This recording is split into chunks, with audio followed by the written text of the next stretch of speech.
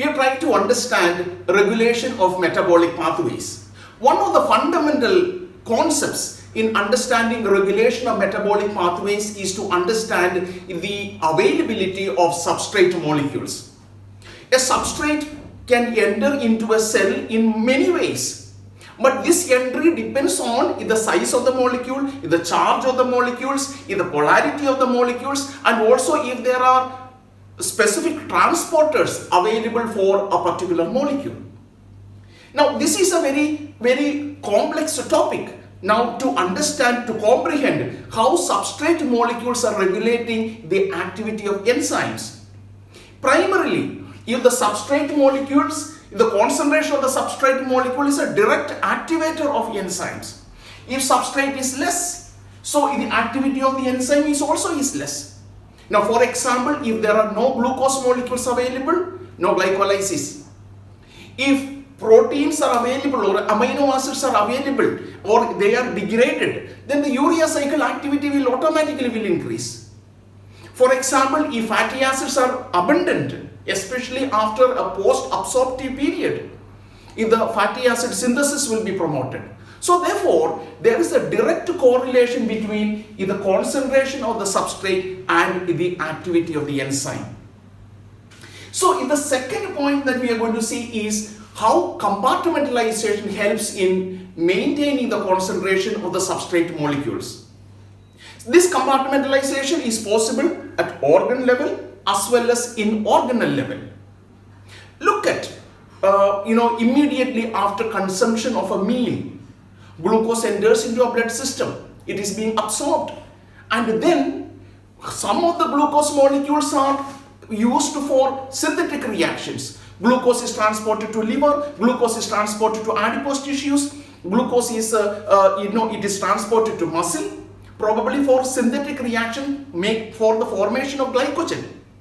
A lot of glucose that is absorbed by liver is transported to neuron for ATP production, transported to kidney, also transported to muscle for production of energy.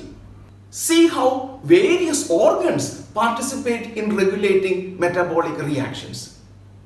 Look at cell organelles for that matter. If the concentration of several nutrients are different in several cell organelles. Take for example calcium. The level of calcium in extracellular fluid, in nucleus, in cytoplasm, in lysosomes are very different. So therefore, depending on where a particular pathway is occurring, the concentration of that substrate molecule will be regulated. In the third aspect we need to understand is what is the metabolic demand. Now for example, in a fasting state, the metabolic demand may be more for glucose molecules. So therefore, glucose will be channelized more towards where glycolysis has to occur. Another important aspect is there a competition for a particular substrate molecule? Look at glucose once again. We know that once we have glucose 6-phosphate formed, so glucose 6-phosphate has got multiple fates. It may be used for glycolytic reactions. It may be used for pentose phosphate reactions. It can also be used for synthesizing glycogen. So look at the multiple fates of a single substrate molecule. So all these factors affects the regulation of metabolic pathways. Another important aspect is the availability of other substrate molecules. We know that a pathway, any pathway requires not only the substrate molecules, it requires reducing equivalents, it requires ATP molecules. Availability of these molecules also determines how a metabolic pathway should be carried out. All these factors are important in understanding the availability of a substrate. Now we are going to look at how the substrate molecules, depending on the size, the polarity, the charge, or depending on the transporter molecules, how do they get inside the plasma membrane? We can try to categorize the entry of a substrate molecule into a cell in the following manner. The first one to begin with is passive transport. So when we talk about passive transport, it is dependent on concentration gradient.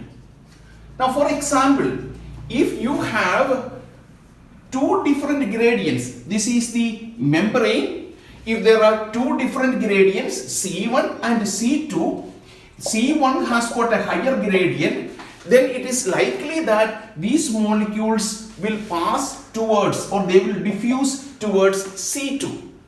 So this is called passive diffusion, which is based on concentration gradient.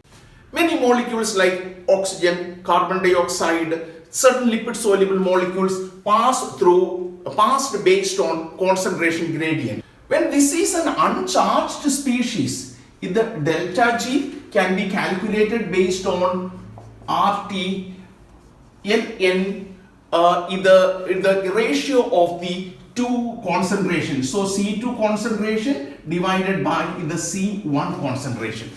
This is applicable in the case of uncharged species.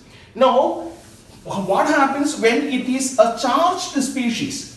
Now, when it is a charged species, you have the membrane here, and this is C1, this is C2, and here there are charged molecules.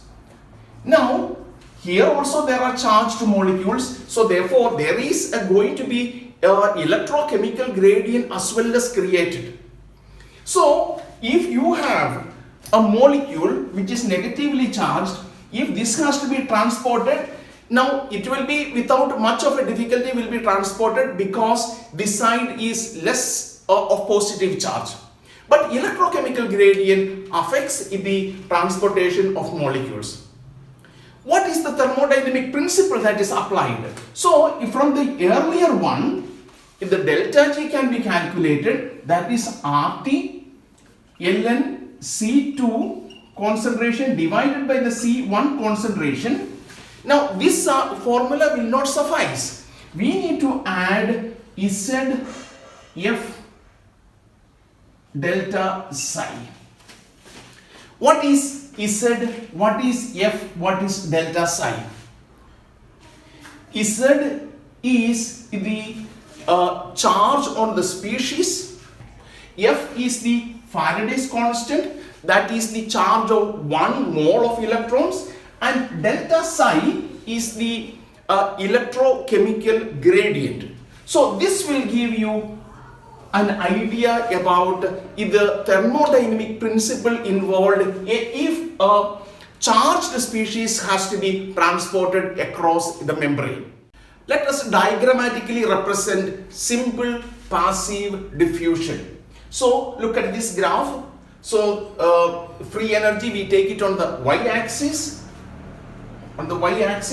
and this is the membrane. Now the molecules are dependent on the concentration gradient, the molecule will be transported. Another way to represent this is glucose concentration is taken on the x-axis and the initial velocity of the glucose entry on the y-axis we take, and depending on the concentration gradient, the molecule will be transported across the plasma membrane.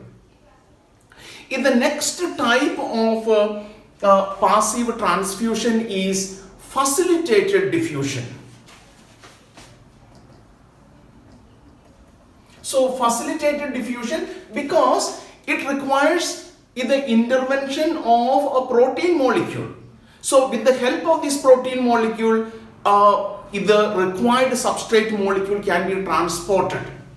Therefore, if the facilitated diffusion occurs always in favored direction, that means delta G must be less than 0. Only in such conditions facilitated diffusion is possible.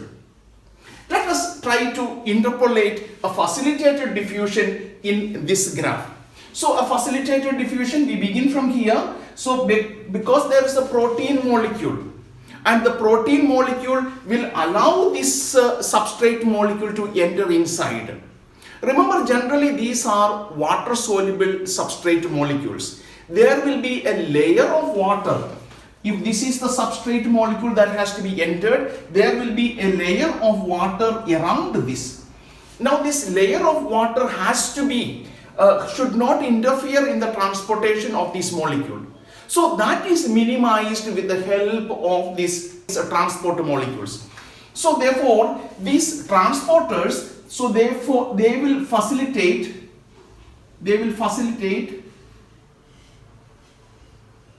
it will be like this. So this, the black one is, if we look at the delta G involved here, this is the delta G. So this is in the black is in the case of facilitated diffusion.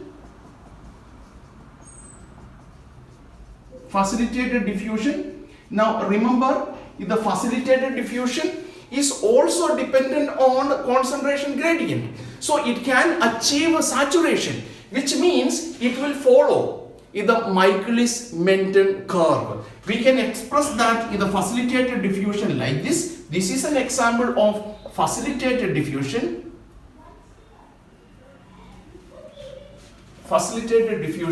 So therefore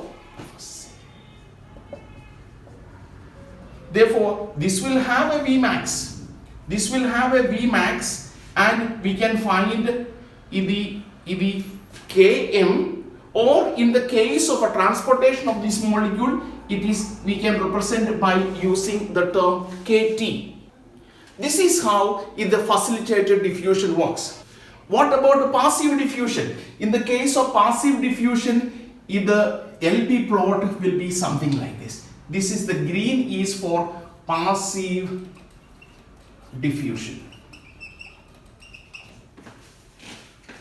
A classic example of a passive diffusion is how glucose is taken inside or transported to cell by using the GLUT proteins. So especially GLUT1 and GLUT4, these proteins helps in the transportation of glucose molecules. GLUT4, for example, it helps in the transportation of glucose to adipose tissues as well as in muscles. So it if insulin binds to the insulin receptor on these cells, and that triggers the assembly of this unit and helping in the transportation of glucose into the cell. So this is an example of how facilitated diffusion occurs. We also need to highlight the importance of ion channels. Now the ion channels, generally there are two types of ion channels that helps in transporting substrate molecules inside. One type of ion channels are voltage gated.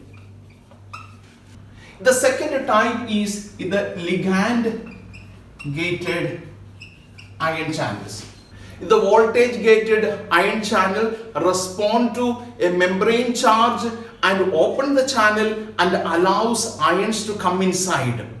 It has been calculated that about 10 million ions can be transported per second. Several ions like sodium, potassium, chloride, ammonium ions, all these can be transported in this manner. In the case of ligand gated, there is a ligand that will bind to this particular protein, this channel, and it opens and the substrate molecule will be allowed to enter inside.